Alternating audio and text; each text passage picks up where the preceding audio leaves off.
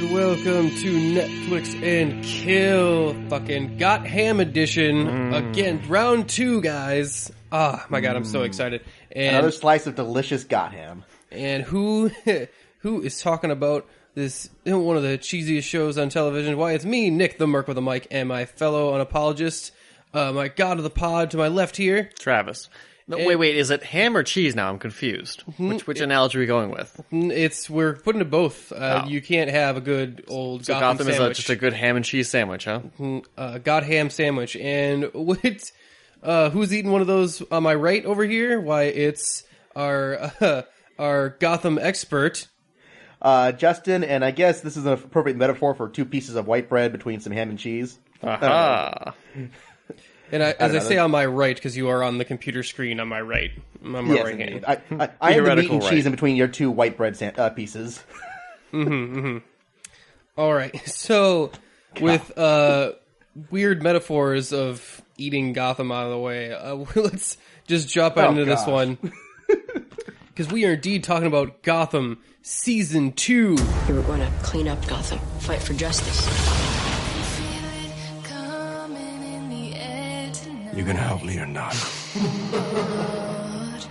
Monsters are coming. We'll cleanse this city in blood and fire.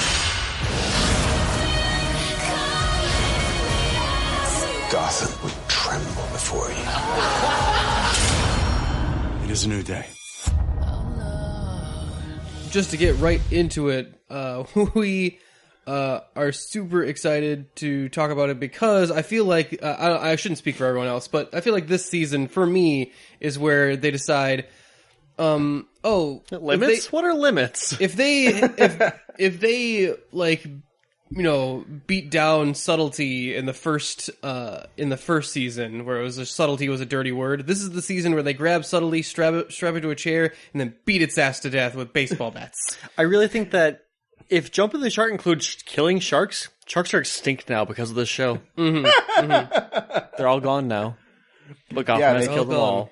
They should have King Shark in this show, with how many sharks they jump on there. It should be just have Gordon just jump over King Shark for the finale. I think that'd be great. A physical metaphor of this whole show. No, and, I think I kind of agree in the sense that it feels like they kind of found their footing in the sense that they're just willing to do whatever. They shook off the villain of the week format. They shook off some of the elements that weren't working. They added a couple that didn't quite work either this season, but it feels like the stuff that they found the stuff that worked, they really understood what made it work this time around. And for those of you who don't know how Netflix and Kill works, we talk about the season of TV or movie or whatever we're talking about for the week for a little bit for a non-spoiler section. Then we move into a spoiler section at the very end. As long as it's on Netflix that we talk about it. For this one, it's always interesting to talk about TV seasons for Netflix and Kill because it's 23 episodes that we had to go through or something 22. like that. 22. We're gonna spoil some stuff, but not like huge There's so things. much that happens this season. You have to talk about some of it. Yeah. So if you really want to go into Gotham fresh, be warned that there will be slight spoilers in even the beginning part here as we talk about it. But we'll save the main finale stuff for the end of it at the end of the spoiler section there. So don't worry about that. With that, let's get right into it. Some new elements that were added in this season. The big ones right up front are the new villains of the first half of the season are the Galavans, Theo and Tabitha. Yeah. And Theo and Tabitha, that's about the right reaction for Theo, at least. I like Tabitha. But... Tabitha, she's just she's a femme fatale. She's just that typical villain. Theo, I will say this, he's more interesting in the second half, but in this first half, it's just like, I don't know why he's such a huge threat. He's the most goofy, cartoonish bad guy that you could for someone who's he's more cartoony than the actual cartoon characters around him, like the Penguin. I don't know how they did it. I don't know if I'd go that far, but I found that he was never very menacing. Like he was a decent actor performing him, but as a character, Theo himself is kind of a wimp in the long run. Yeah, he's like they try and up his threat level later when he's like, oh, I can actually physically fight hand to hand and I'm pretty good at it. But that, I don't know, it doesn't really amount to a whole lot up until the second season where they bring in some part 2, you mean? Yeah, second half of the season. Second half of the season. Because what's interesting about these half seasons is that they're really treating them like their own separate story arcs to the point where they're actually titling them stuff different. Like they have different subtitles. Yeah, wasn't this one The Rise of the Villains or whatever it was? The first half of it is Rise of the Villains, and I think the later half of it is Wrath of the Villains. Yes, that's right. So this one is very villain focused for this season. Because we have Theo and Tabitha Gallivan. One of the first things they do is they orchestrate a breakout in Arkham Asylum with one of the craziest villains I've ever seen in this show. What's the that guy's name? Who? The one the. I want to say like Zardos, or that level like silly, but oh yeah, Zardon. Yeah, he shows up and he's like, "I am Zargos. I am the god of something or other," and Gordon just like has to knock his ass out because Gordon is a beat cop at the beginning of this. Yeah, that doesn't last long though. No. Yeah, like apparently he got demoted after the last season for no reason. Yeah, and here's a thing that I like if because there's not a whole lot. I'm not gonna lie, guys. There's not a whole lot I can actually criticize about Gotham. Not because there's nothing wrong with it, but because it's just that if you go with it, like, oh well, I'm totally on board for the ride here. You're on board with all the crazy stuff and all the character turns and the lack of subtlety and just the over the topness of it. Basically, if you made it to season 2, you already know what you're getting into. Yes. Yep. So, but if there's one thing I got to criticize Gotham more is that sometimes it feels like it forgets like its own storyline at certain points. Because the reason Gordon starts off as a beat cop is because Commissioner Loeb is like punishing him, and like he's got him over a barrel. And then I'm like, wait a minute, wasn't one of the wasn't one of the plot lines last season that he gathered information on Commissioner Loeb to where he could blackmail him at any point, thereby getting leverage over him? I think it was like because of his sister, right? No, his daughter. That's right. Right, yeah. And it's like that never even gets brought up. Like, oh, well, I can't blackmail him anymore because of this, or it just doesn't like. It feels like we forgot about that whole plot line. I'm like, yeah, you can. I thought that was the whole idea, is that you could make him not commissioner at any point because of his love for his sister. Though they do deal with Loeb pretty quickly in this season. All things considered. But at least Gordon to have to make a deal with Penguin that felt like you didn't have to do this. Like there was a couple other solutions you could have gone to other than this thing. It feels like the only reason they did that was for Gordon to have his dark moment this season where it's like, oh, well, you have to actually murder an innocent man just for the sake of getting his, payback on the commissioner. Mm-hmm. Oh, and also that villain's name is Zardon. Yes, Zardon. Zardon the Soul Reaper. Yeah, and there's a plot line, like there's a couple moments in this season where they want to force this dark arc with Gordon that there's just a couple moments where it does feel like it's forced a little bit. And Gordon is like, he's really the least interesting character in this whole show. He has to be the straight man to balance out the insanity of this thing, but every time they try to give him a dark arc, it feels forced because he's such a straight-laced, goody two-shoes, the way he's written otherwise, Mm-hmm. And I don't know, it's hard because there's not a whole lot you can do with, I feel guilty because of I did this thing, or this person died and I couldn't save them, or something. Like, I mean, we do have a new commissioner for this season, Captain Barnes. Well, we have a other commissioner first. Well, then it's like, I thought he was I thought he was the new commissioner, but apparently he's only acting leader because there is no commissioner? Well, no, because what happened was they replaced him with Essen, I think. What's her name? Essen.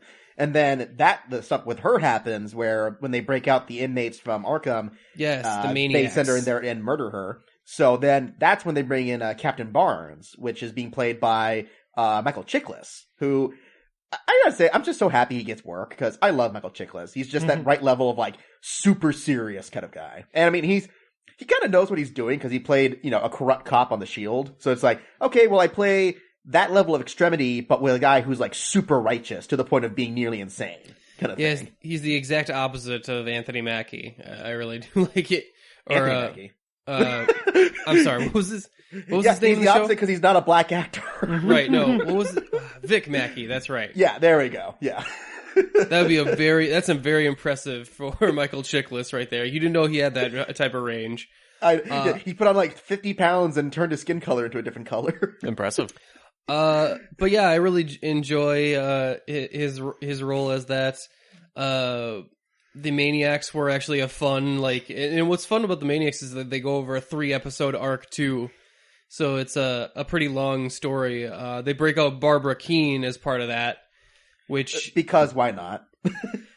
Yeah, so that's fun. She gets to kick it around with Tabitha and Theo this season, hanging around in the background, being all crazy. Jerome, there's some disturbed stuff they imply with Tabitha and all of them. It's like, so I guess Barbara and her are hooking up, and then they're torturing the mayor by locking him in a box and like just humiliating him with BDSM style. There's some messed up stuff going on there that they don't show in the forefront. Yeah. And I also love Jerome in the first couple episodes here too, who mates in whose storyline wraps up in an interesting way. Yeah. Where that was shocking. And also, I mean, I will say, like, I think he had one of my favorite acting scenes. That bit when him and the chubby dude are fighting over the samurai sword. Yes. Yeah. And he has to do the Russian roulette little bit where he's just like, "Do you know what the secret to good comedy is? Timing." I just wanted the Casper from the Friendly Ghost thing from Nostalgia to just jump up and say, timing! But it's really great. I think that actor really is just, like, reveling in every scene that he's in. Oh, he's definitely enjoying it. Oh, yeah.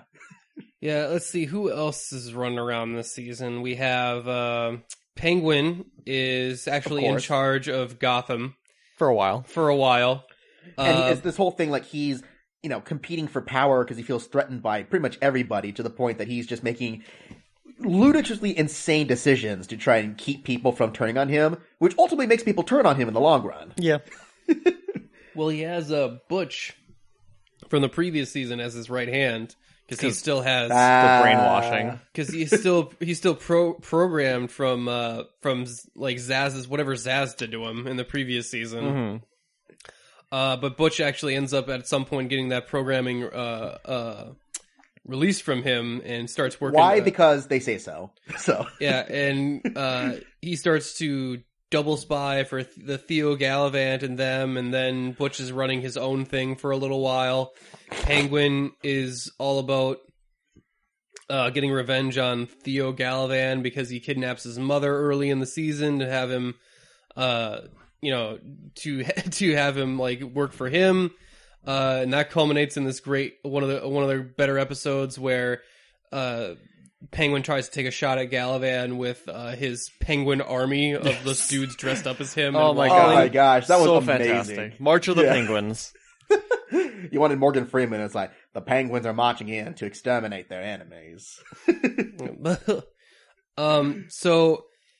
Yeah, and then in the second half of the season, in Wrath of the Villains, Penguin has an interesting arc too because he is like on the downturn. He has a fall from grace and he has to be picked up by another character from that's struggling with the dark side this season, Edward Nygma.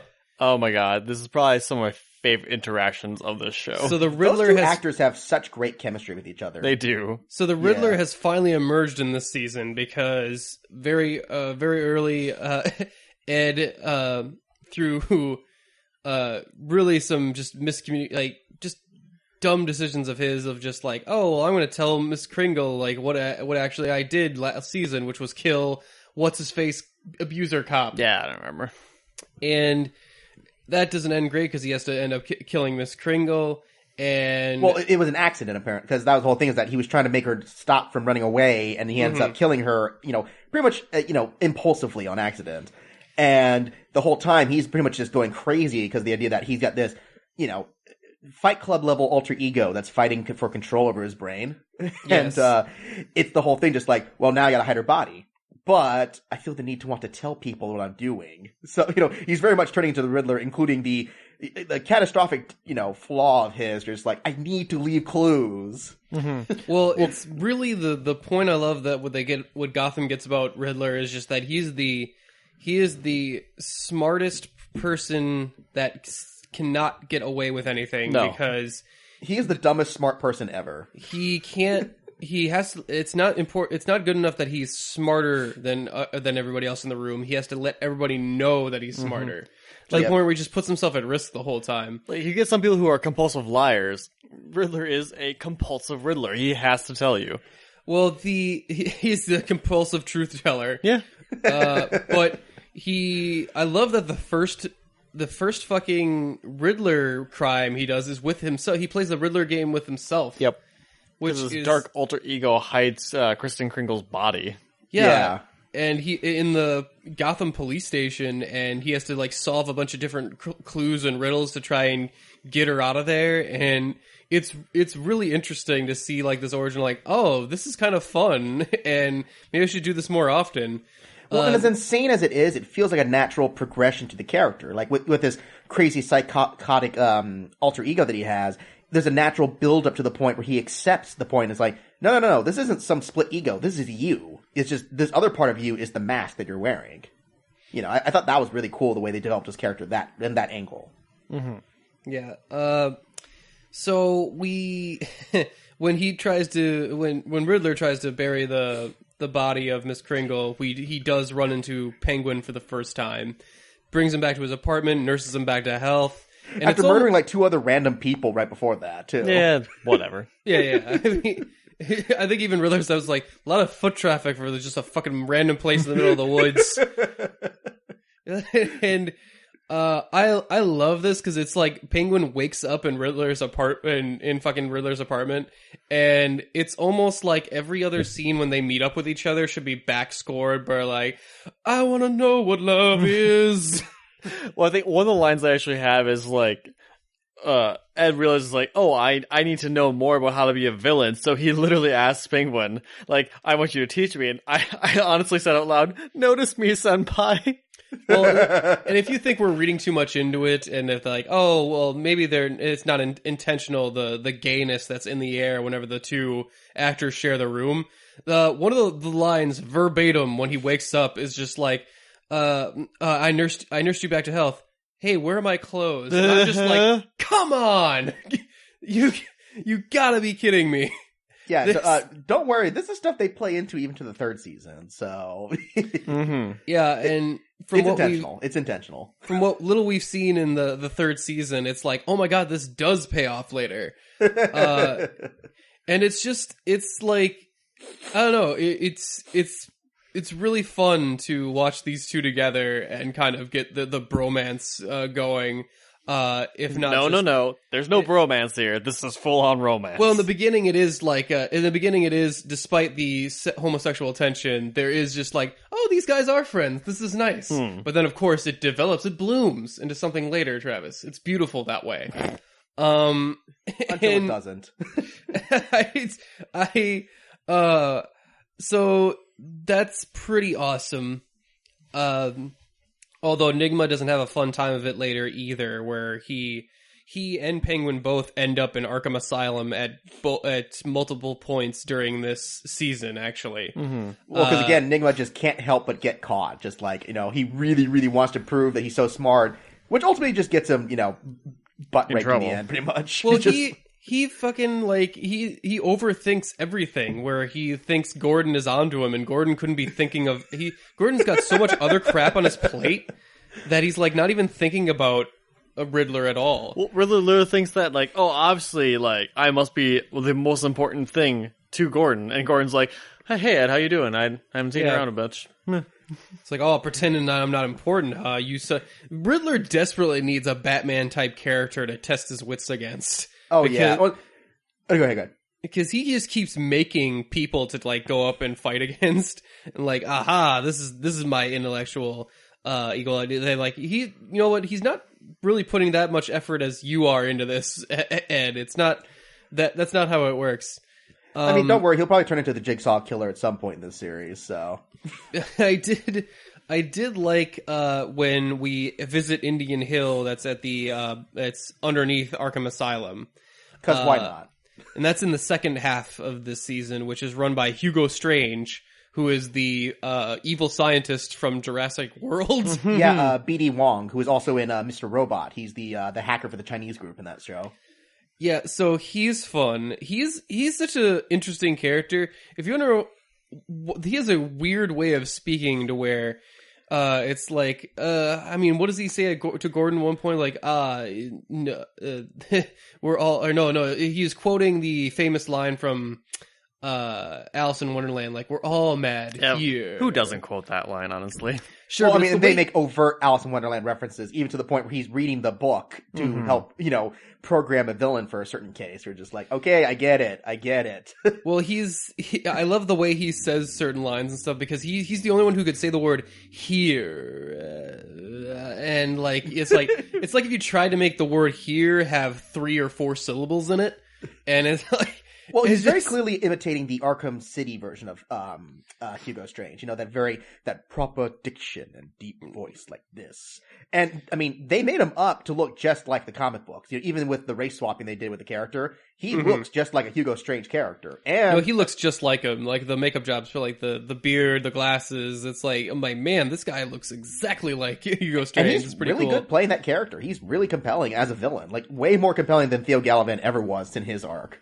So. Well, and then they make fucking villains, which is interesting. They make super villains down there. Yeah, which we're getting a little bit into spoiler territory on that one, but yeah, there's like some like weird like experimentation program they're doing, and they reveal the insane depths they go for showing how they create these villains later in the show, where you're like, oh no, we're defying science at one point here. Just like, screw it. But, well, yeah, it's interesting. He does get help in his creative experiments here, because Mr. Freeze shows up this season. Which I gotta say, I think he's one of my least favorite actors in this one. Like, he wasn't bad, but it feels like they already went through his entire arc in one episode, or 2 episodes at least. Did you get that feeling too? Well, it's very proto-Freeze, where it's like he has a sympathetic backstory. But in this one, it ends completely differently, because, I mean, his normal thing is that I'm always on the hunt to save my wife, and Gotham doesn't really go that way. Like, it starts off that way, and then suddenly it changes it up to where, it can no longer be his motivation. So, it's... Read between the lines, people, you can figure it out. Yeah, so it's not... I'm not sure what they did, but I'm always... The reason that Mr. Freeze even became a bigger villain is because of the cartoon series anyway. Yeah. Where they made him have such a sympathetic and interesting backstory, where it was just like, I mean, I always remember the line of like, it's sad, isn't it? I would openly weep if I had any tears left to shed. And he's got like this dead monotone voice. Just really, he's a really cool character that is hard to imitate, I think. Well, and it's clear that he's not like the big threat at all in this show. It's just like he's just one of a increasing number of henchman level villains that they kind of cycle through each episode. Sure. Well, I mean, Firefly shows up in this one too, which also again they did a race swap and a gender swap, where it's like now she's a Latino woman, which it was interesting because they did that with Copperhead also in the Arkham games. And that one was an interesting choice because, like, yeah, who cares about Copperhead? It doesn't matter who that person is playing them. And Firefly, I think it's kind of the same way, where it's like, yeah, I wasn't sure at first, but they gave enough of a sympathetic backstory to this version of Firefly, where I'm like, okay, sure, why not? That works, kind of thing. Yeah, they're playing with some of the B and C listers to see, like, okay, well, how much can we get away with changing some of the stuff from them? I mean, like, as much as like Freeze's backstory is pretty much the same for the first couple episodes he shows up. Firefly's story is very different, although she ends up kind of in the same place. Yeah. Well, she shows up. We get introduced to her because she is Selina's friend. Mm-hmm. Because apparently everyone has to be connected to everyone in some way in this show. Well, Selena's a little slut who just wanders off like, I'm in this scene. Like, yes, why are you in the scene? I'm here. Like, no, you've no reason to be here, but you are here. Well, sometimes it's hard to remember that there's more than 25 people in the Gotham City. Mm-hmm. You're being generous with 25. Because everyone keeps running into fucking each other, just like, it's just like, well, I'm running into this alleyway, and it's like, oh, well, you're gonna run into somebody, whether it be Barbara or Selena or Bruce, and oh, we didn't even talk about Bruce Wayne this season, who, of course, is still investigating his parents' murder. Yes. And I love the fact that the opening episode has just Alfred wail on the computer they found in the last season. and he basically gives the dumbest fucking reason imaginable, and then it's like, he might as well scream to the screen, oh, we didn't have anything to write for this story yet, so we're gonna write in this... So we have to write in a complication so we don't have to get to it right away. And so we can bring in Lucius Fox to fix the computer. Yeah, no, that was the only... Yeah, they stretched it out just so they can bring back that character who played him in the first season, which is like, hey, I mean, the more I've seen of that actor playing Lucius Fox, I'm really starting to like him a lot, to be fair. Mm-hmm. But, yeah, I mean, and it's interesting, too, because then they started to complicate it, where it's like, oh, but Theo is tied into Bruce's, mystery with his parents, and then they bring in another character who's a very minor plot line in the comics, Silver St. Cloud, who's the niece of Theo Gallivan, just because, kind of thing. And it's that girl who's actually in The Gifted right now. She's one of the lead characters in that one. Very cool. Yeah, so I guess this was kind of her testing ground to get cast in a different series by Fox. But, in that one, I mean, it was interesting enough. They found a way to put enough moral conundrums with what Bruce had to do that it was never boring. It was just, it always did feel like it was just another plot line running concurrently with everything else going on in the show. And now we turn back to Bruce's romantic problems. Well, this season does give Bruce a couple of chances to be kind of badass, because he gets a moment in the first half where he's trying to trick Silver St. Cloud, and he has like a whole elaborate trap set up to try and, once he realizes Gallivan is not on the up and up, he has a couple bold strategies to try and like get information out of Silver. And there's a point in that one where it's just like, he really he fucks over Silver in a way that like, oh, you thought I was being duped by your seductive ways, and no, I'm way more badass. I am than in control here. Well, he was being duped at first, then Catwoman's just like, hey, listen to me, pay attention. Mm-hmm.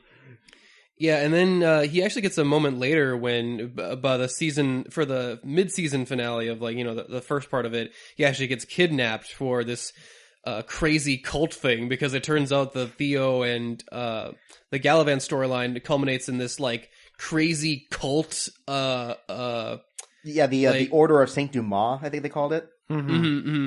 And it's a pretty interesting way to end that part of the season. It's actually pretty fun. It led to one of my favorite moments too, when that old dude who's the cult leader next to Theo, where they're fighting the cops, and he does this like crazy like Evil Dead style jump to try and attack people. It's like, what was that? I was just like, whoa, you got some height for an old man. That's some good shit right there. I did like where when Bruce is in prison for that one as well, and he gets to be in with Silver and is like, I know exactly why you're in here. I know you're trying to dupe me again, and don't worry about it. I'll go along with it just because I like you. But there's and I know that you're in danger here too. There's just like a whole like kind of badass player aspect to Bruce for that couple episodes, and I was just like, yeah, I'm actually totally digging this. I'm seeing how he becomes Bruce Wayne later, if not Batman. Right, the Playboy millionaire. Yeah, they're teaching him how to be a ninja, and then teaching him how to be a player as well. So it's like, okay, those are the essential skills that make Batman Batman. Right. Also, we get a couple instances where Bruce is just like, it's the only point I feel alive is when I'm risking life and limb trying to figure out this mystery. Yeah. Kind of playing up his whole adrenaline junkie, death wish having type personality that, could very easily lead into a Batman type mentality. Easily. And they definitely challenged that with some of the later stuff in the season, and even the beginning of the next season. But it is cool. They actually are trying to progress his character to becoming the Batman that we all want. Because that was the thing that Bill complained about the show, just like, man, we have to spend all this show with Bruce as a kid. And it's like, well, yeah, because they're trying to show you those parts that you miss all the time of how this guy can turn into Batman. Not just and then years later kind of thing. Well, and if you know your Batman mythology, we did mention the Order of Saint Dumas, which means Azrael is right around the corner. But you will not guess how that actually gets introduced into the season until you see it. It's pretty interesting. I did not see that one coming. But he does show up. I do like how they treat him like he's proto-Batman. Yes. Of like everyone's kind of... I like Bruce gets a look at him. You just see on the look on his face like, the capes are kind of cool. Yeah, that cape is really working for that guy. Oh, yeah. I mean, maybe not this sword, but... Like, the sword's a little much, but maybe something with ears. Like, you can just see... a cowl. Like, it's pretty interesting how, like, and then, talk about lack of subtlety. Gordon gets locked up at a certain point. He gets sent to Blackgate at a certain point in the season. Yeah, that was so bizarre, that whole storyline with him, and how they pretty much just cut out Morena Baccarin's character, just like, and we're done with her, kind of thing. Well, this, even before we hit the mid-season finales or whatever, the show is not afraid to skip many, many months in time. And this one was interesting because it starts off with like this musical montage of Gordon go through prison life, and it's oh my god, it's so fucking on the nose. I don't even know what song was playing in the background, but the lyrics might as well have been, "I'm really sad of being in prison. I hope my wife doesn't miscarry and leave me halfway through. Oh god, no." It's just so fucking intense, and it's interesting because, of course, the warden owes a favor to Commissioner Loeb or whatever, and is like, "Aha, I'll kill Gordon while he's in prison," and yet he goes about it in the fucking weirdest roundabout way. Like, I think he might have taken lessons from Ed.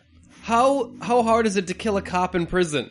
Especially Gordon, like, where he just doesn't want to make deals or get protection from everybody. He doesn't want to put anyone else at risk. Well, that, and he's also in jail for killing another cop.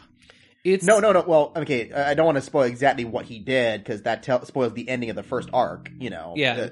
The thing that he did get sent to jail for, it's just weird. And also, I mean, they established clearly that there's some people who are like, no, we see what you're doing, and you're trying to do the right thing, kind of thing. So he's like, on the one hand, he's got help from the inside, but then they're also trying to go, like you said, they're going about the long way, just like, I'm not exactly sure what the game plan is anymore, but I'm just going with it. Well, it's hard because there's some characters treat Gordon like, you're Gotham's Messiah. White Knight, like you are like one of the more famous people in Gotham at this point. And then sometimes you'll run into characters that don't seem to know who he is at all, and it's kind of like, well, what is it? Is he hero cop? Is he underground vigilante cop? Is he does he play by the rules? Does he walk in the edge? Does he cross the line? Like he goes through all of those things in this season. Yeah. Yeah, no, and it's weird because, like, how could they not know? It's like, oh yeah, he pretty much solved all the major serial killer, cases in the last year or two in the city. Right.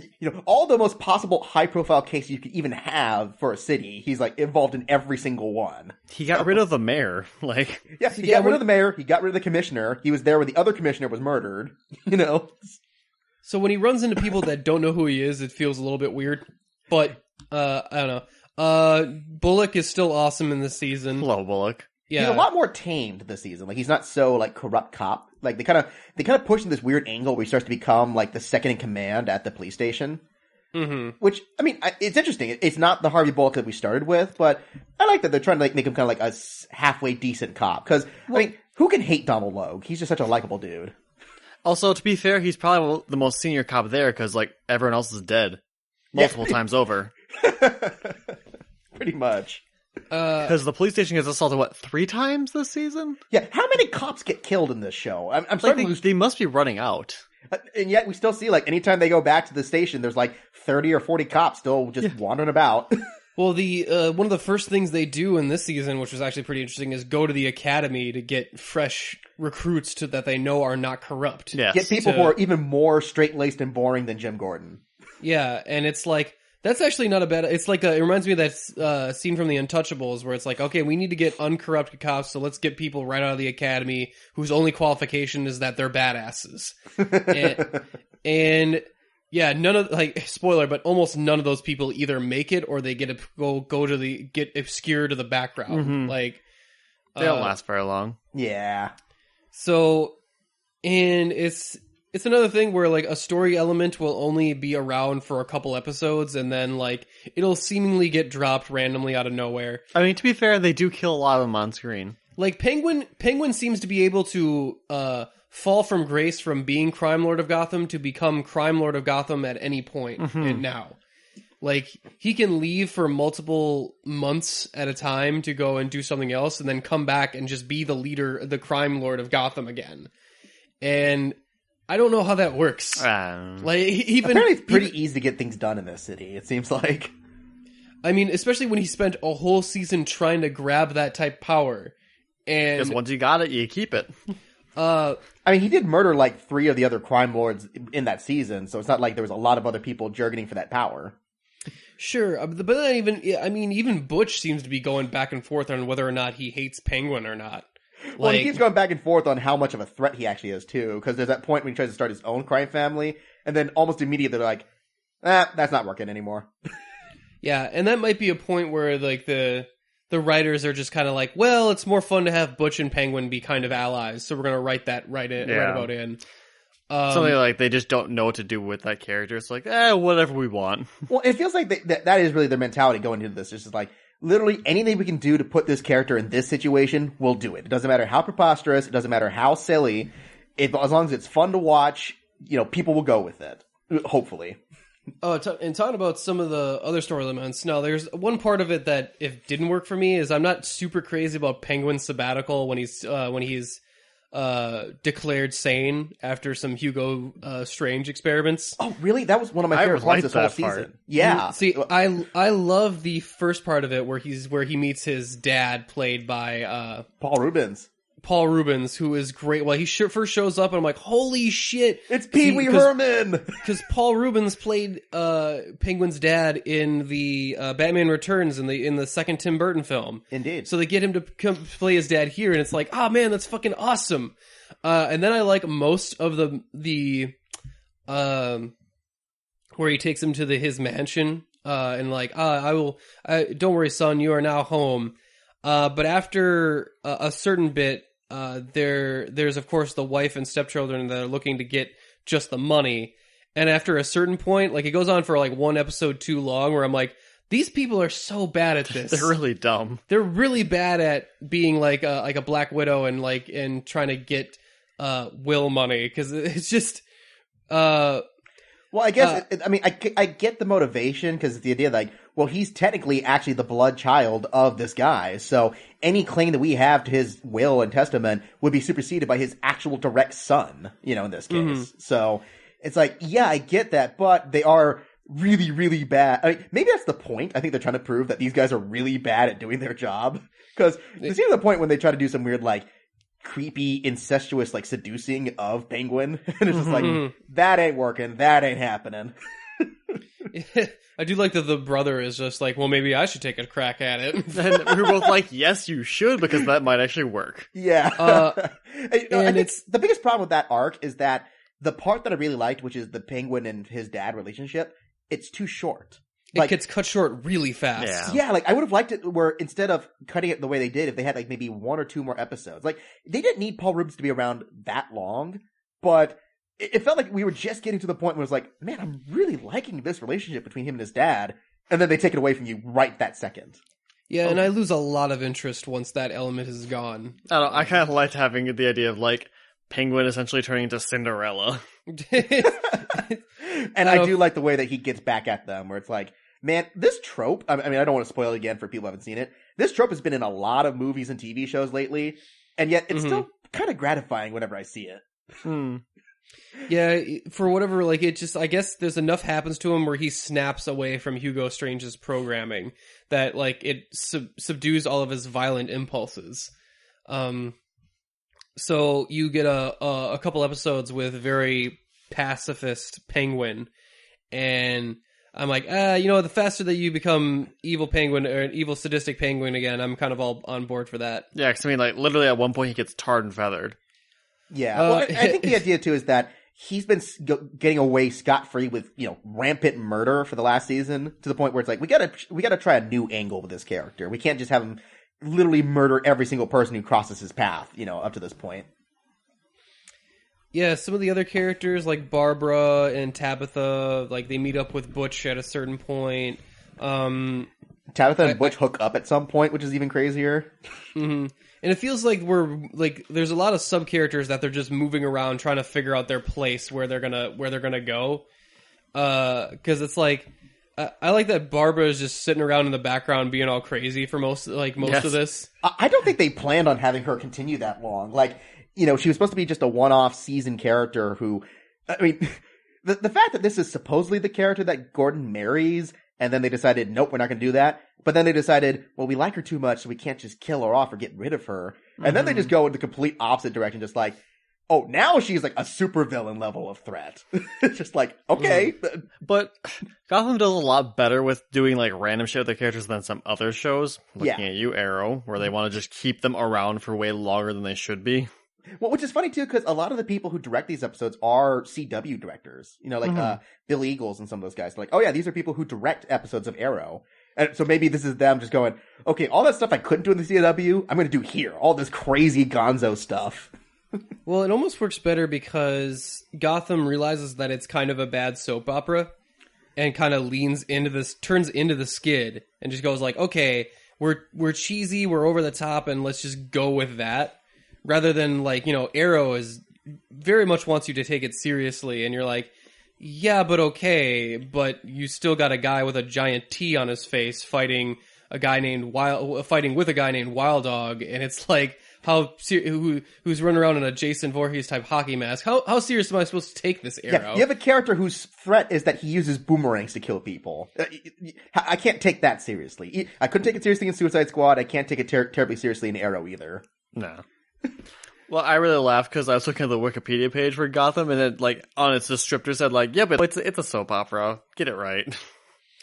Yeah, and again, as I think I said last time we reviewed this, All My Gotham. That's what we should call it. If you watch a couple episodes of Gotham, I actually highly recommend you watch some of season 2 because it feels like they're really getting to know what's working for them.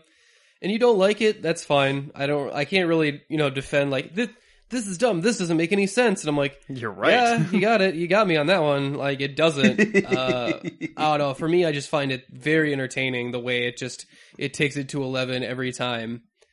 Well, and I like the fact that even with their dumb stuff, they're really trying to infuse the comics and the mythology into it. They completely rewrite it and, just go, screw it, we don't like that, we're going to do this instead. But they're referencing stuff that's pretty, if you're a comic fan, it goes pretty in-depth. Even background details on Azrael, certain details on D-list and C-list characters. I'm just like, oh, yeah, that's actually rooted in. Well, it's probably the exact opposite in other shows. With other shows, we will take everything that happens in the comic books but make it serious. So Gotham's like, no, we're to keep with the spirit of the comic books, but not necessarily the plot. Mm-hmm. Yeah. And yeah, I'm really enjoying. I enjoyed this season. I'm really enjoying what I've seen of season 3. Is there anything else that didn't really work for us, or any other stuff we wanted to mention before we go into a spoiler section? Well, I do want to mention. Well, I just want to say. I do mention that Hugo Strange was very entertaining in this season, but I really liked his assistant, Miss Peabody, a lot. Miss Peabody. Yeah. Miss Peabody. She was this lady who was just involved with all of Hugo Strange's experience, and she loved her job, and it was so much fun to watch. I did love she was the only one that would give Hugo Strange shit, what you're doing makes no sense, right? Well, would you really want to, counteract your mad scientist boss? I mean, she openly does it, though. I know. She openly, but, if you were, below her, would you want to do it? I wouldn't be working for people that made supervillains to begin with. Yeah, fair enough. I mean, in Gotham, it probably pays well. That's just a hop, skip, and a jump for you walking into a vat of chemicals and suddenly you're Clayface and shit. Yeah. Yeah, which is funny because that whole thing is, again, based on a comic storyline of Hugo Strange and the Monster Men, I think, if I remember that correctly. And it's ridiculous, but it was ridiculous in the comic books, too. So, again, I think that's the whole argument, is Peabody is most of the fans just going like, this makes no sense, right? And he goes just like, it's Well, Gotham. I do like that all the villains are created underneath Arkham Asylum in a place where they will normally hang out anyway. I like it kind of being their origin as well. Yeah. Yeah. Insanity starts where they're being There's a being cyclical kept up, nature to it that I can respect. Right. And also, I love that you can just be... if you commit a crime, you can say that you were insane, and you just get marked as going into Arkham Asylum, and then can be declared sane at any point and just be let free. And I'm like, okay, so Gotham exists in another universe where the legal system is completely different, right? Well, I mean, we know it's very corrupt. Well, yeah, because it's like, I'm like, even like in lines of even in lines of corruption, it's kind of like, but I don't even think that's possible. Like, there would be a lot more paperwork involved in this. Yeah, just sign a piece of paper. How about you, Justin? Anything else you want to mention before we just go into the spoiler section? Yeah, there's a few details I want to mention. First of all, I mean, I mentioned it in the previous episode too. I mean, in the previous recording. The production value and the way it's crafted and made is still really, really top notch. Like, for a show that's as goofy and soap opera as it is, they really spend a lot of money in the art design and the cinematography and the sound mixing and the visual effects. It's a really, really pretty looking show. And all the costume details, the weird way, like we mentioned in the last, recording, where it's like, it exists in this weird timeline where it's like the art deco of old Batman, but modern technology at the same time. It's unclear. Yeah, it's like it's unclear what year this takes place in, other than just the past. Well, they have cell phones and they have a lot of interesting technology. They have have a computer. Do they have internet? Is my one question. I can never figure it out. I think they make it clear they have the internet. Because I can't. I was always trying to figure out. I'm like, okay, do they have the internet or not? Like, they're always talking about checking records, but it's never like an online system. Like, I don't know. It's interesting to me.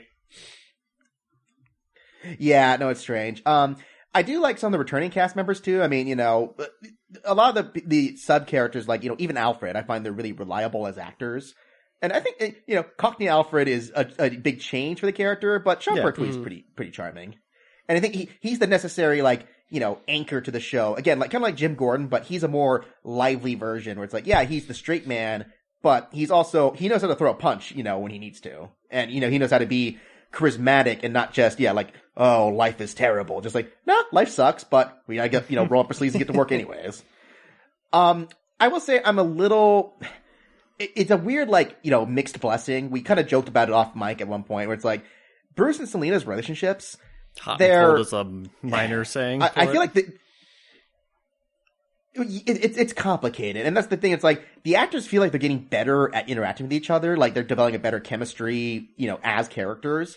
But the whole angle of like, okay, so Selina's like, I love you until I don't. Really? No, I love you. Really? Well, I don't know. It's starting to get a cycle even into the third season. I'm just like, okay, I get it. It's just this whole run around with these characters. It might have been a mistake to have them meet up so early in the first season, because the relationship is basically this throughout all of Batman comics, because that's how the relationship goes, is that Batman is kind of like Selina, but he has rules that he won't break, and Selina has none. And so, like, well, we can hook up for a while, but eventually I'm going to go break the law again, and, like, you're going to tell me not to do that, and we're going to break up. And it's, I don't know, like, aren't they supposed to be getting married right now in the comics too? Batman and Catwoman? I don't know. I don't know. Yeah, it's just interesting. But I mean, again, I like those actors enough that I can kind of tolerate it for the most part. It's going to be interesting once we get to season 3, the stuff they do with Ivy, who's pretty much just ignored most of this whole season. Because they pull some stuff in this new scene, you're just like, okay, I guess that's one way to write around certain details of the character, but that raises some other questions. My problem with Selina is, like I mentioned before, it almost seems like this might be the one character in the show they don't know what to do with. Because...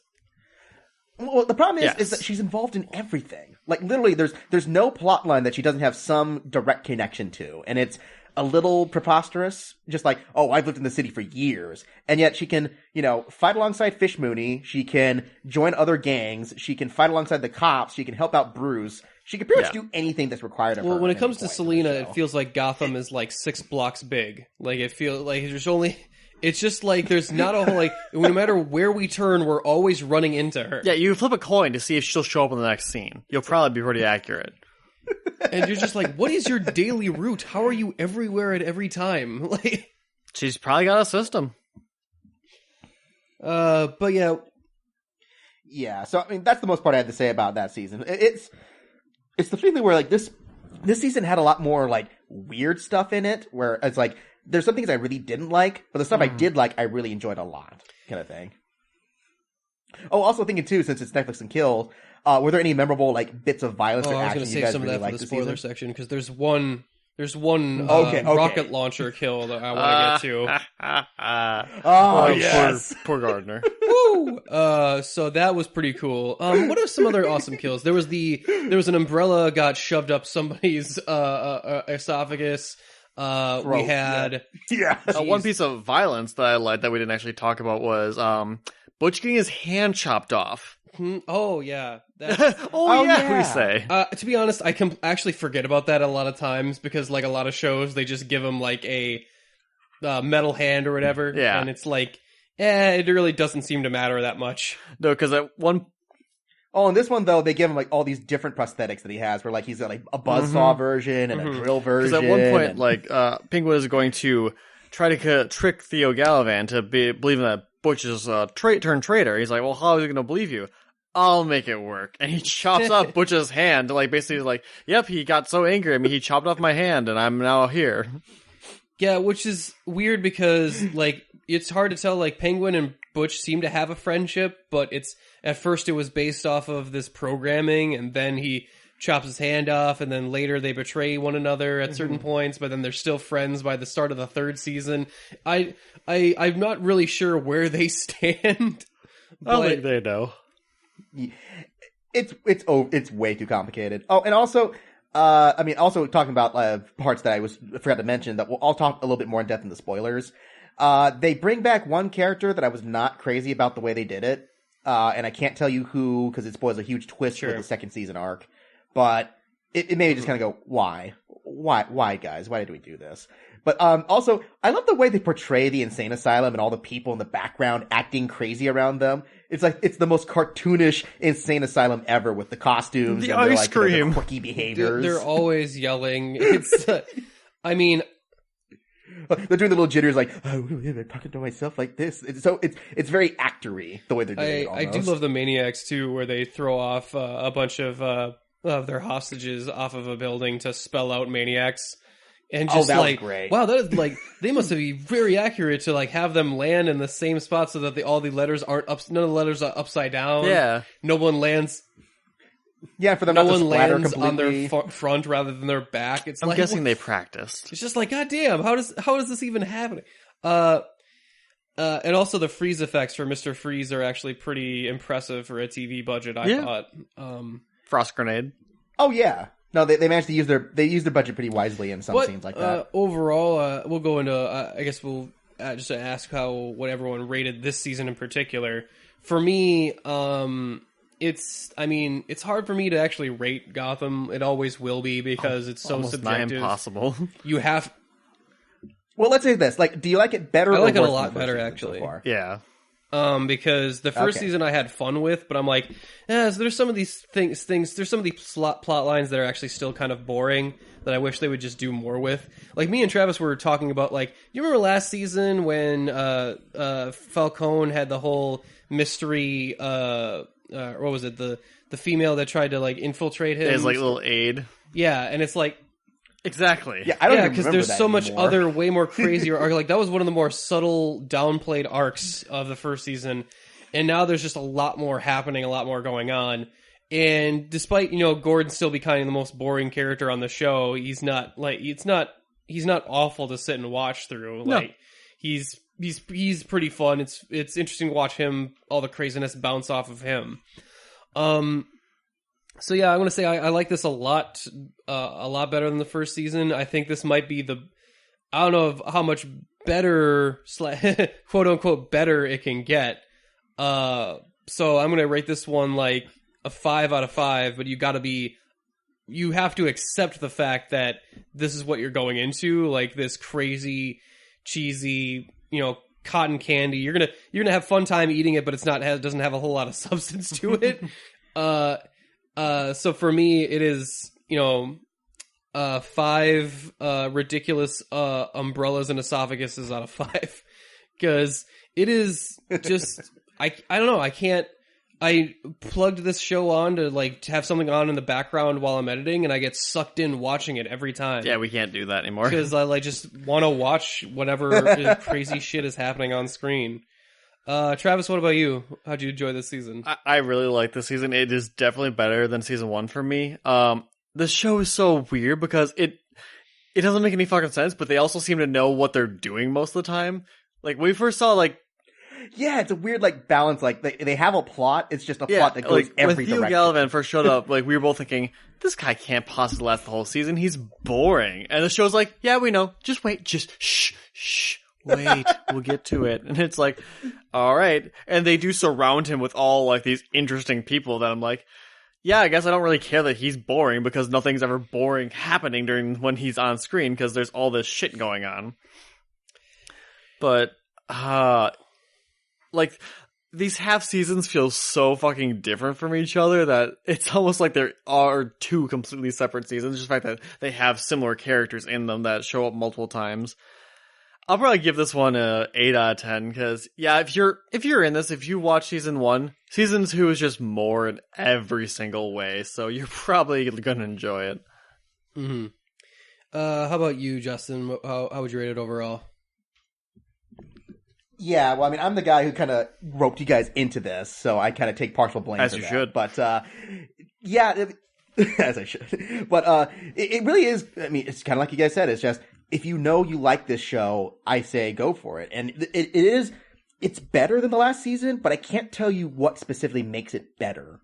It's more crazy. It's almost a little bit sloppier, but it's more daring at the same time too. It's trying harder to do more impressive stuff than the first season did. And yeah, the way they switched up the storyline with the half seasons and the longer, instead of episodic arcs, they're kind of 2 to 3 episode arcs for almost every character. I think that works better in the long run to develop more complete stories. And, yeah, I mean, they get a lot of good mileage, out of the action, the drama, the, weird comedy bits they have every now and then, just anytime Bullock has a one-liner is usually pretty good. It's just so casual the way he delivers it. But, yeah, again, it's hard to talk about this show other than just, it's fun. It's fun. It's stupid. But at the same time, it's stupid in that way that comic books are stupid. And, people don't like it when I say this, but Gotham is written and designed how a comic book is written. Because comic books do insane, stupid stuff like this. If I remember correctly, there's an arc in the current Batman comics where they're trying to turn Joker into a good guy. Where it's like, oh, well, now he's been cured and he's going to live a life of righteousness from now on. It's like, you mean after the 40-something years of murder and mayhem and depravity that he lived, suddenly it's like, no, this is good Joker. We're going to believe this now. I'm just like, sure, why not? So, and in the sense with the insane plot twist, like we were saying, somehow Selina's involved in every single thing that happens. Again, that's very close to what actual comic books do, where it just seems like people are there because they're there. They have to explain some reason why this villain's connected to Batman or why this situation's connected to this. And maybe most audiences won't accept that. And sure, go watch CW if you want more, I guess, quote unquote, plausible relationships in that one. But I think this is still fun to watch. It is flawed again. Like I said, the lows are lower than last season, but the highs are higher enough that I'm pretty much going to give it the same rating like I did last season. Same with Travis too. It's 8 out of 10 surprise doppelganger reveals. Which we got to talk about that in the spoiler section. Just in a minute, real quick. Yeah, what the frick? So yeah, with that, thank you guys for listening. If you want to stick around for the spoiler section, we'll be back after a small musical break. Otherwise, you can check out some of our back catalog Netflix and Kills on our regular iTunes channel, the UGO iTunes channel. Check out that and some of our regular shows of the UGO podcast. Some great stuff on there. Justin usually joins us for some news segments. We talk, we do convention coverage, all that other good stuff. We're going to be at DeisherCon pretty soon. It is a good time, so if you want to help us out, go to there, subscribe to us on iTunes, maybe give us a 5-star review while you're there, and just tell us, share in your love of crazy killing goodness on Netflix, and because we're going to talk about Gotham season 3 at some point too. I can already tell. We're already into it. Oh yeah. No, there's some stuff we have to talk about Gotham season 3. I cannot wait. With that, we will be right back after a small musical break. And welcome back. It's spoiler time for Gotham season 2. Oh boy, Well, where spoiler, do we start Riddler with this one? and Penguin do not fuck. Not yet. Not yet. Oh, boy. I do love them teaming up. Okay, so Riddler is in Arkham Asylum. He figures out he gets to go and figure out what's happening with Hugo Strange. Yeah. Because Hugo Strange is making monsters, and like everything else he does, it backfires at him horribly. Like everything else he does. And Hugo Strange is making monsters in the basement. And it's great because it's a part of his program to bring people back to life, I guess. Yeah, that's his whole goal.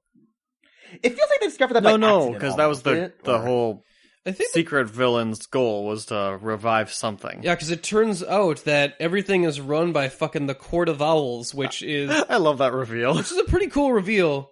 And it's That's like, great. and then it's one of those things. It's like, oh, well, that makes sense. Like, Court of Owls was one of those things that in the comics has been established as being around in Gotham for a while.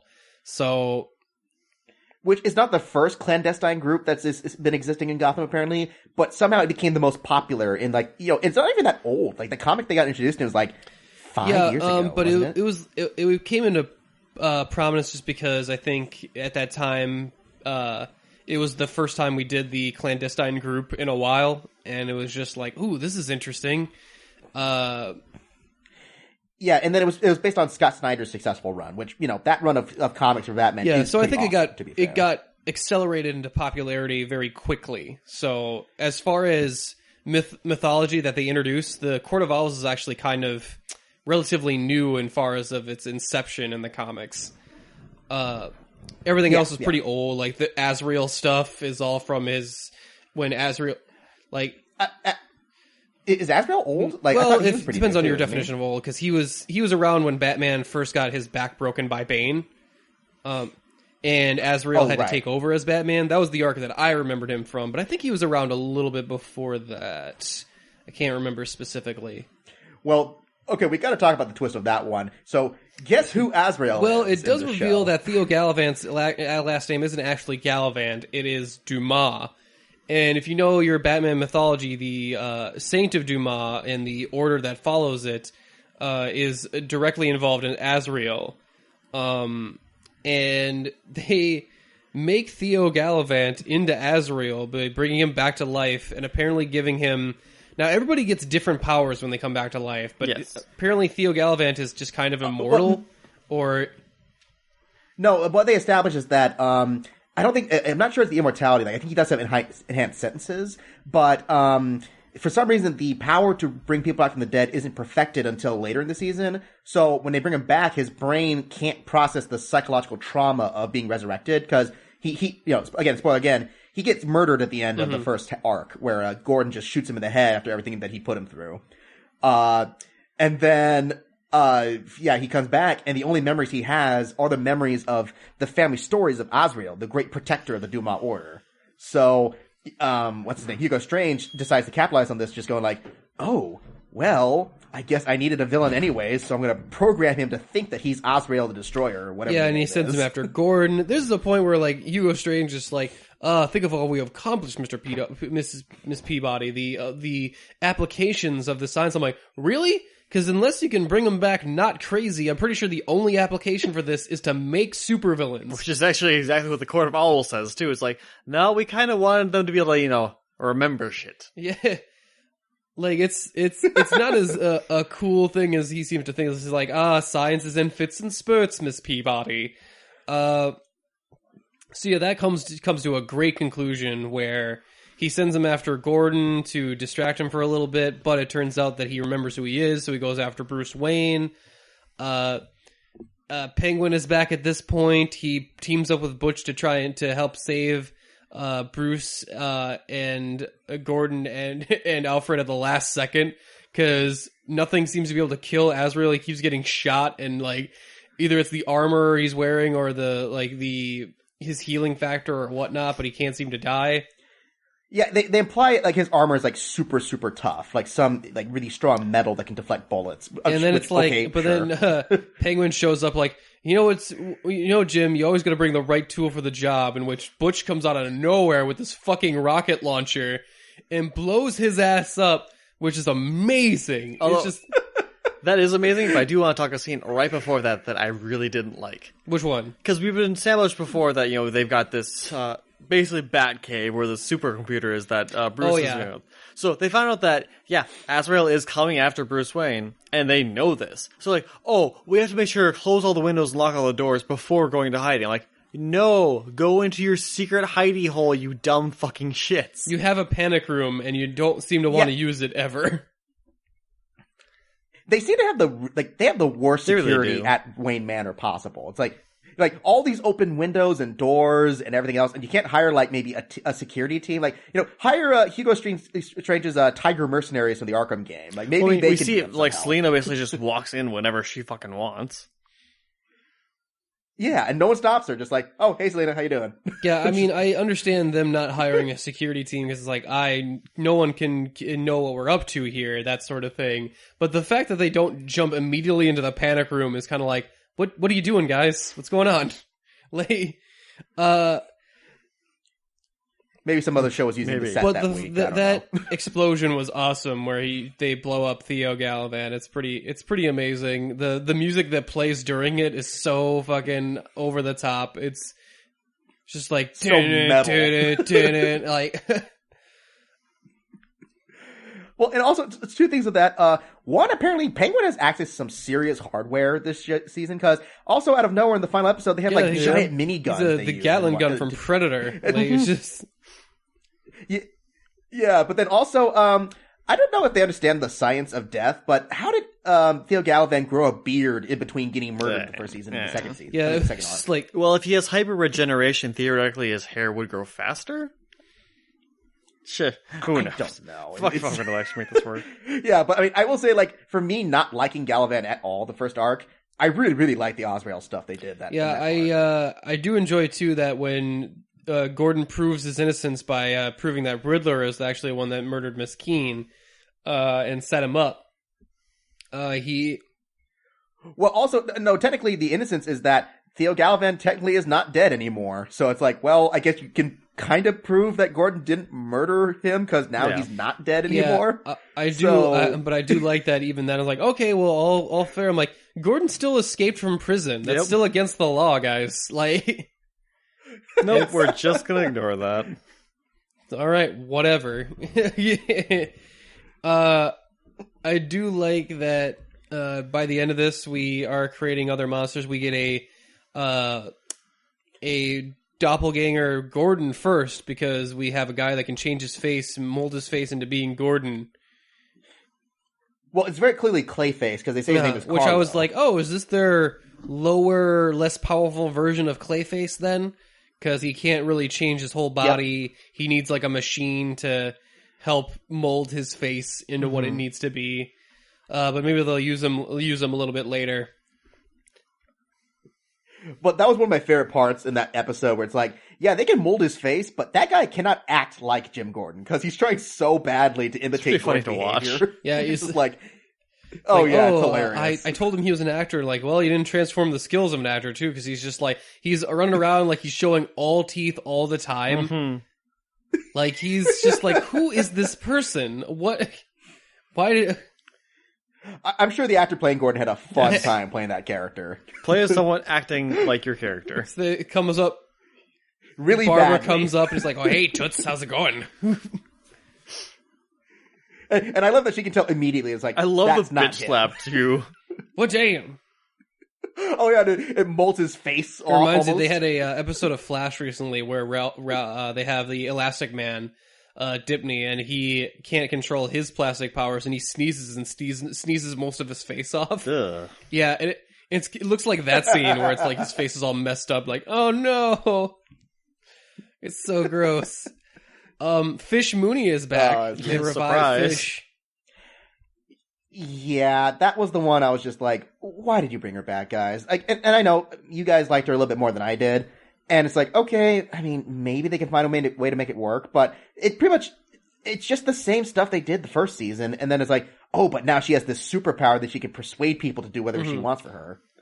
As far as I know, that's a completely new character. There's no one that has like tactile mind control. No, I mean, Fish Mooney's completely made up for the show. So. But yeah, I do enjoy Fish. I'm interested to see where they go with this whole her leading this band of merry monsters. I like it. It's interesting to me.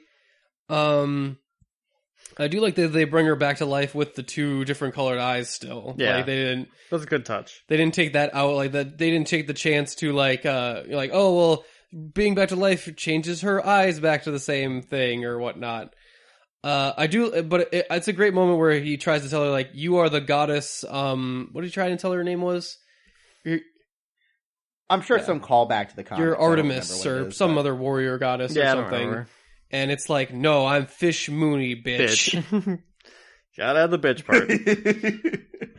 That was kind of funny. I will say that. So yeah, Hugo Strange doesn't have a good time of it in the last episode either. Bruce is infiltrated the Arkham Asylum, which seemed like a much better idea when they were talking about it. Yeah, until they start putting it in play, it's like, why are we doing this again? This seems terrible. Well, as soon as they get captured and everyone gets captured immediately and with no resistance, I was like, man, I remember in the scene before this, they sold this better because it made sense to me at the time, but now it feels like this was dumb from the get-go. And like, I do love that Selina is able to manipulate Firefly into fighting for her again, so we get a Firefly Mr. Freeze fight that culminates in Hugo Strange getting blasted from one end by fire and one end by a freeze ray. And somehow being fine. Which of course means that he's just knocked out a little bit. I'm like, I'm almost positive that's not how it would work. He'd be obliterated. Yeah, instant death. Like that, instant that death. That's like no, he should be completely messed up. And it's like, no. Well, it almost seems like he was like, his condition changed between commercial cuts, because like that bit when he first gets hit, it looks like he's pretty dead, and then they cut back from their commercial break, just like, he's just a little roughed to the point up. where when he's getting led away in the car, he's just like a little ruffled, and I'm like, what? How in the? Okay, fine. I guess it just canceled it out. I'm sure the writers saw this moment, like, look, we have Mr. Freeze and Firefly in the same sequence. We can't not do this. Don't cross the streams. Yeah, so they just cancel each other out and just like, oh yeah, so he's fine because that reason. Yeah, and Riddler gets a chance to help out the Strange and his staff, which is kind of a fun sequence. Yeah, again, proving his Jigsaw mentality, where he starts to do like the death trap stuff with the gases. We get a little more with the Court of Owls before we wrap up. Let's see what else happens in like the last couple episodes here. I mean, we covered a lot of major spoilers. I mean, we saw the doppelganger. I think for the first season, also spoiler 2. We were alluding to the abrupt ending of Jerome. Who saw that coming? No. Where they're just like, man, this character that everyone really liked from the first season and we really like him second season, and then Theo Galvin just murders him halfway through the episode. You're just like, what? Wait, what just happened? Like basically came to the point where Theo was he disrupted Theo's plans. Like, sorry, you gotta go then. Like, no, keep him. You're boring. You die instead. Yeah, and it's Jerome was supposed to be kind of like their proto Joker, or like might have been, not sure. So now he's inspired. Like it shows at the end of the episode, he inspired other people to be crazy too. Yeah, that or something. Weird. Yeah, like, I'm trying to think of any other smaller episodes that I really liked, but most of it, like, there aren't a whole lot of standalone episodes here. It's all very. Well, that's what I like about this is it feels more serialized in the long run. Like every episode kind of feeds into each other. I really like when Riddler first, commits his crimes where Gordon's trying to figure out like with the museum heist, and the train bomb. This feels really fun. Like this is a really, this is kind of quirky, but it reminds me of a Batman the animated series cartoon where Batman would fight the Riddler, and you have to figure out all this other stuff, and he'd have to really put his detective skills to the test. And I was like, yeah, this is really fun. This feels a lot like a Riddler episode, so it's great. Yeah, even the way that episode ends when they catch Riddler finally, it's framed like a classic like detective movie where it's all that snowy background and the lighting and that such. It felt like Girl with the Dragon Tattoo almost, you know, in that kind of like that vein of stylistic noir. You got me, Jim. It was really, really cool. Yeah, that was great. And then I still love Riddler's plan, like the way that he discovers Hugo Strange's lab and like all the stuff he has to do to like, you know, spray down the walls to find the secret panel and gathering all the equipment where they had like trying to recruit the other insane asylum inmates to gather material for him, and one of them brings a fly swatter out of nowhere. Yeah, and as far as Lee Tompkins go, like her getting written out of the second half of the show is kind of like, Well, and I think part of that too is because she actually did get pregnant during that season. So I think that was a convenient way to write her out because, you know, when an actress gets pregnant, you can't, it's a little hard to shoot around the very obvious bump. And, you know, I mean, and then I appreciate that I don't know, that whole prison episode was kind of like, a lot of it didn't make sense of how hard it was to kill Jim. And then in the beginning part of it, it was just laying on some heavy, like, oh my God, Lee had a miscarriage, Jim, and she's just like, it's just like, and Jim's like, I wasn't there for her. God, no. Almost shaking his fist towards the heavens. He falls to his knees. And I'm like, though he seems to get over it very quickly. And for me, I was just like, okay, Gotham, this is a little much. And I know I'm watching Gotham right now, but still, like, but yeah, I wasn't super impressed the way that one was just kind of like written out, and how he just like he finds every excuse to not go and visit her, you know. Yeah, it did seem like it was a weird like self-flagellation of the character to the point where it's like, okay, buddy, we get it. You're really, really sad. You know, we're kind of over it by this point. But yeah, that was a little much. And then, I guess the final big spoiler is, you know, when everyone gets out of Indian Hill and, you know, the big reveal that Penguin comes across Fish Mooney when she escapes from the bus after they minigun the bus down to and crash it into the street. And then, you know, he's just like, what? When he sees her and passes out. Might have wet himself. And then when they open the bus and they reveal all the monsters coming out and all the, you know, the crazy experiments, one of the experiments is Bruce Wayne doppelganger. And it's just like, wait a minute.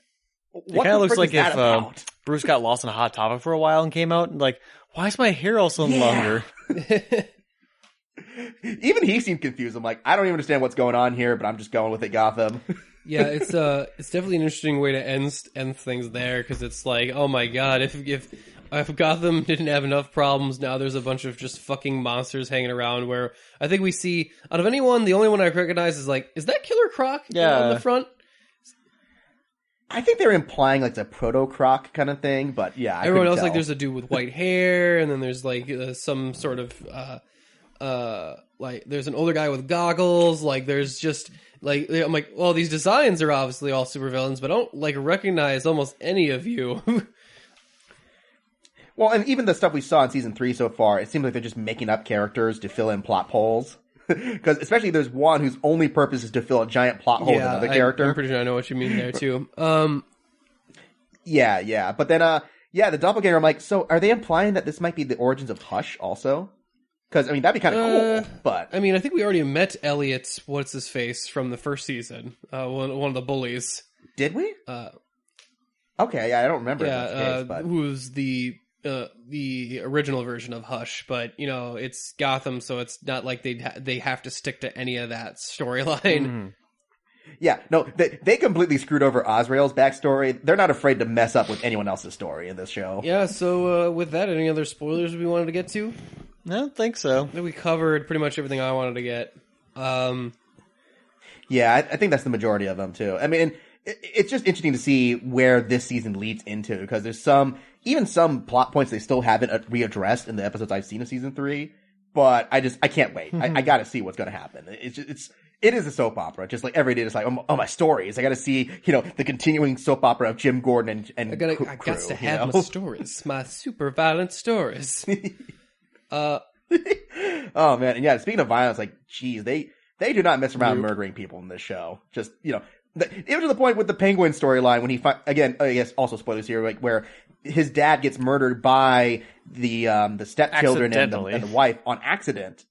Yeah, because they were trying to kill Penguin to make sure that their securing of the will was definite. And then Penguin's revengeance was to carve up the children and feed them to the mom before stabbing her brutally and then keeping her body around as a trophy just so he can prove yeah, I murdered her. Even it's used her as a centerpiece in the next season. It's great. Oh yeah, when they chop off her head and use her as a centerpiece for the table. I'm just gosh dang, guys. Oh, and also apparently they can set up a sting operation from Riddler's apartment, even knowing that he's pretty much a wanted super criminal by that point. Yeah, just sure, why not? And then Selena comes in. Oh, I want to help out. Sure, why not? Sure, you're on the team. Give that kid a gun. So yeah, well, with that said, I do have a severed head that I need to find a place for the room in. So our freezer is full. Put it somewhere else. Okay, well. Oh, was that the guy that I replaced? Did you finally get rid of he's him? still around. This is just not that you can prove that. I mean, wait, yes, he's totally around. So with that, we're just gonna bring this one to an end. Thanks you guys for listening. Until next week, we are Unapologetic Geek Out, and we're out. All right, yeah, definitely go over there. No, that overpowers the room. No, move it. Little left. Yeah. Little left. Good. Yes, right there. We got it.